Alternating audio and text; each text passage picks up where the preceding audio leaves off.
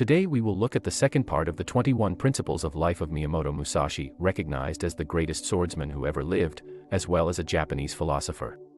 Today we will look at his rules of life, ranging from the 10th rule to the last one, the 21st. In case you missed the first part, I put the link below in the description. In any case, you don't have to watch the two videos in sequential order, you can watch this one first, and then the first part if you prefer. Basically, it doesn't make much difference. So, sit back, and let's get started. Principle 10, do not let yourself be guided by the feelings of lust or love. Love makes men do terrible things. Love sends countries to war. Love crumbles great empires beneath the tremendous weight of lust. Love is often lust in disguise with rationalization. People are masters of rationalizing what they want. Millions die from love. Love goes beyond person to person. People fall in love with their ideas or the ideas of others. The inventor thinks his idea is genius. He loves his idea so much he refuses to acknowledge nobody else cares about his idea. The inventor pours all his savings into his failed idea, because he is in love with it. Love makes men and boys irrational. Love makes a man leave his job, his home, to move across the country for a woman he barely knows.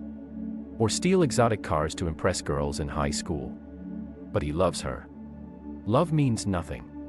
Loyalty is the true champion of love. Love is ambiguous, it can mean anything. Trust is the ultimate indication of love. Men, the true romantics, let their partners disrespect them, act unfaithfully and walk all over them. All for love. Love isn't a feeling. Love is an agreement. I take care of you, you take care of me. Without trust, love is lust. The more you love someone, something, the more influence this person or thing has over you. Love and hate are the same. Falling in love or drowning in hate are terrible places to be, you have no control. Pick your loves carefully. Find your destiny. Love her with more emotion than you've experienced for anyone. The more you love yourself, your path, and your destiny, the more the muse rewards you. Work every day. Be a machine, like Musashi, training every day. Principle 11, in all things have no preferences. Preference is desire for choice. Preference is a trap. Preference limits your experience. Musashi wanted to pass this philosophy to his students. Don't allow yourself to become so cultured simple pleasures lose their appeal. People with preferences are weak. They can't adapt to change, the only constant. Preference people can't travel far. Preference exists within your comfort zone. Your comfort zone is a cozy, little coffin waiting to bury you. Adventures have no expectations. Expectations imply an understanding of where you're going. The point of adventure is facing the unknown, the dragons inside the castle high on the hill. You have a goal but no understanding of the path to get there, but you keep walking anyway. Musashi was a traveling swordsman. He left his village to find opponents to challenge him. He never sought easy victories, he sought to challenge warriors who could force Musashi to become a better fighter. His intentions weren't victory. Musashi wanted transcendence to higher levels of combat prowess. Principle 12, be indifferent to where you live. Potential is limitless. It doesn't matter where you live. The clever always find a way to achieve their means. Your mind sets your values. Why do some people hate where they live? There's nothing wrong with where they live. Some people have the wrong thoughts, living in the same town for years, so what? See your prison as an opportunity for challenge to break out. Your hometown is comfortable, like a worn pair of boots, leather molded to a perfect cast of your foot. Your hometown has family, friends, and a support network just in case anything were to happen you couldn't handle alone. If you can read, you're spoiled. 781 million people can't read. 491 million are women. An internet connection and reading skill are privileges worthy of a god. If you can read, you can do anything using the internet. How will the rice farmer in China who can't read his language start a fitness blog? How will he use the internet without electricity? How will he scale a business and produce a profit greater than a few bowls of rice a day for his family? Your life isn't hard. You can read. Billions live in underdeveloped countries, defecating in the streets, sharing meals with 13 other families in a 200-square-foot glorified cabinet called home. Many people believe they need to leave their hometowns to evolve. True. But most people haven't tapped a sliver of the potential where they are now. Your attitude determines your development regardless if you're living in Los Angeles or Los Alamos. Principle 13, do not pursue the taste of good food. Good food takes your discipline. Pleasure today feels terrible tomorrow. It's hard to look in the mirror, 10 years later, and see a former athlete with man boobs. Belly stretch to accommodate bad habits. Eating broccoli and chicken is hard. Preparing, cooking, and tracking your macronutrients, seasoning your mouth out of the cardboard taste of boiled chicken. Fitness is hard. But chicken gets you abs. Abs gain confidence. You want confidence and abs. Satisfaction is different than pleasure. Satisfaction requires front-loading your suffering to make a better, more permanent future. Satisfaction never leaves. Work now to reap future benefits forever. You are what you eat. You are what your discipline allows. Musashi knew this. Professional athletes know this. Your body is an indication of your discipline or how much you love yourself. If you eat food bad for you, your body looks bad. If you take bad actions, your life becomes bad. So simple, yet so difficult to grasp. Fat people don't have discipline. It's easy to gain fat, do nothing, eat everything. It's hard to gain muscle. Discipline first. Your path is everything. Principle 14, do not hold on to possessions you no longer need. The more you own, the more you're owned. Every possession occupies a little sliver of your mind. Owning too much spreads your attention too thin. It's useless having too much, like splitting a piece of gum into 5 pieces to share. No one has anything. Let go. Think beyond what you own. Think about all the habits you carry from previous chapters of your story. What habits do you carry from childhood that hurt you? Caring about what others think? That depends. Some people need to care what others think more. If all of your friends think you're lazy, it means one of two things: you're lazy, or you need new friends. A job isn't technically a possession, but you own it. That's a lie. You lease a job. Your work can be taken from you anytime your employer doesn't require your work anymore. Don't hold on to anything longer than you need. Be merciless. Cut the fat off the meat. Daily. Principle 15, do not act following customary beliefs. Customary beliefs are for the average person. Throw away customary beliefs. They belong in the trash with the rest of the waste. Most people are science experiments, little clones of each other, playing the same Candy Crush game, watching the same new episode of Black Mirror, thinking they're intelligent because they have a Reddit account with more karma than Gandhi feeding orphans popcorn. Doing the same as everyone else gets the same as everyone else, and no one is happy. Is the purpose of your life to fit in like a blank-faced mannequin, dressed in whatever someone dresses them up as? A heart without passion, barely alive, a depressed mind longing for belonging, some purpose known to exist but never pursued. Most people die without trying to live the life they wanted. There's a brutal saying that shreds the soul into ribbons: hell is when you meet the person you could have been.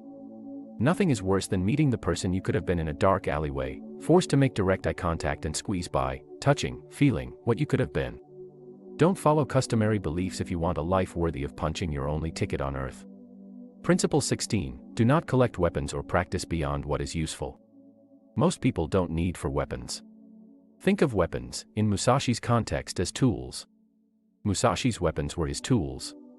If you want to write a novel, write a novel. Taking creative writing classes for 20 hours a week from a failed novelist on the merits of character arcs doesn't make you a writer, it makes you a fraud like your teacher. You'll learn how to become a writing workshop instructor. A failed novelist. Writing novels is the only way to become a novelist. Nothing will help you succeed except doing what you want to do. The same goes for all other ventures. How are you avoiding what you want to do? The more baggage you have, the slower you move. Principle 17, do not fear death. The samurai do not fear death. Musashi didn't fear death, he couldn't afford the luxury, his profession was combat. If Musashi feared death like all the men who stood before him, he would have died like them. The samurai advised dying over living. Death was the answer to every problem, a ritual passage to another realm. Samurai often followed their master in death by ritual suicide or become hermits and isolate themselves far away from their village. Becoming a hermit was spiritual death. The former samurai gives up war, waiting to die somewhere off in the mountains of Japan. If you fear death, you fear living.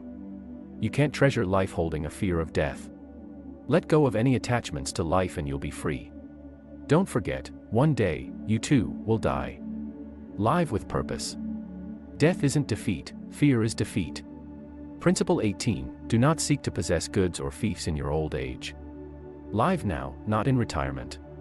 You'll be free when you're retired, but your body won't. People eat lies. Once you retire, people think they can do anything they want, but it doesn't work like that. When you're free to travel the world, you won't want to anymore. All of your energy is gone, your battery has less than 10% left, and your charger broke 10 years ago. Your experiences and memories never leave you. You carry experience beyond the grave. To the next world, if you believe in such a thing. Live now. Tomorrow isn't guaranteed and nothing you own belongs to you. Your life doesn't belong to you either. You can't control when your ticket gets punched. Principle 19, respect Buddha and the gods without counting on their help. The gods help those who help themselves. They ignore the whiny, the sick, the poor, and the stupid. The gods encourage the brave. They have no time for fools, whining about their lives, disregarding the gift of life bestowed on the unworthy like a spoiled child at Christmas who didn't get all the presents on his list. He throws a fit. He wants more gifts. If you want a better life, make it better. The gods create momentum. You start. They carry. Once you begin, whatever you want to do and work past an hour, you enter flow, your work becomes easy. Momentum, like compound interest, is powerful. Musashi respected the gods but never depended on them. The gods don't want your baggage. The gods help the hero who goes farther than the normal man. Some humans are gods. Gods create. In the beginning, the Bible said God created. Most people stop creating after they put their last colored pencil in their lunchbox after 6th grade graduation.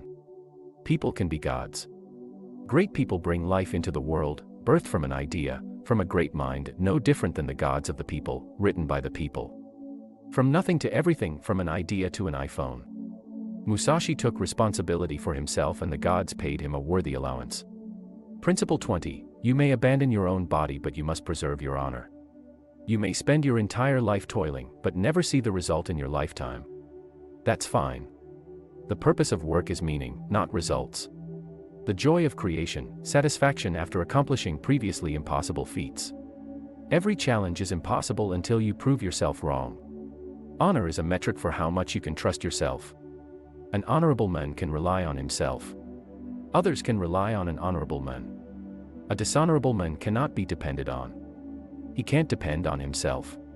His family can't rely on him either. Dishonorable men betray themselves for pleasure, drinking at the bar, instead of using factory wages to buy food. Dishonorable men understand what they should do, but do the opposite instead. Honor determines how much you can depend on yourself taking the right action, for yourself. Honor means doing the right thing even if what you need to do isn't pleasurable. Honor lost can never return. Musashi had no competition because no man took as much responsibility for their life as Musashi did. Principle 21, never stray from the way. Dedicate your life to finding your path, what you want to master, the activities you want to do until you die. Once you find your path, the next chapter of your life begins, mastering the way, never stray from the way. Musashi knew from an early age his path was combat. He killed his first man, at the age of 13 in a duel. He dedicated his life to the path, guaranteeing his place among legends. Musashi, on occasion, left his path. But not without purpose. Musashi left his path to teach, or train in an alternative discipline he knew would help him later, like calligraphy. All of Musashi's detours had a benefit to his path. When he left, the intention was to find knowledge, or some tool he knew he couldn't find on his path to combat mastery. Happiness found through pleasure is short-lived. Satisfaction is forever. Satisfaction is toiling on an invention for 10 years without reward. Satisfaction takes longer to build but lasts forever. Find your purpose. Set clear goals. Create rewards for yourself. Life is for your enjoyment. Create bounties for each challenge on your path. And with that we have seen all of Musashi's 21 principles of life. Now tell me, which of these 21 principles do you think is the most important? If you like, let us know by leaving a comment below this video. If you enjoyed this video, I recommend the video entitled, Unlock the Power of Stoicism, 21 Mind-Blowing Lessons, which you can find on this channel. Thanks for watching and be sure to subscribe to the channel and activate the notification bell if you haven't already done so. I wish you a great rest of the day.